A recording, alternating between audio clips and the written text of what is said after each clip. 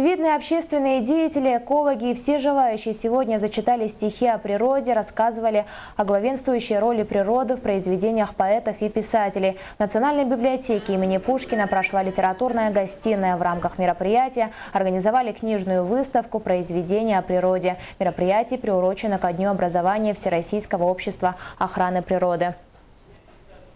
В свое время мы как-то со своей подругой прочитали почти 3500 стихов наших, почти 30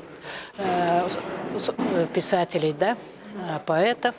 И получилось, что в их названиях всего где-то 59-60 названий якутских растений.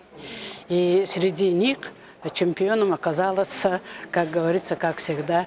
Это, во-первых, и стихов много написал, и от природы тоже человек очень связан, Семен Данилов.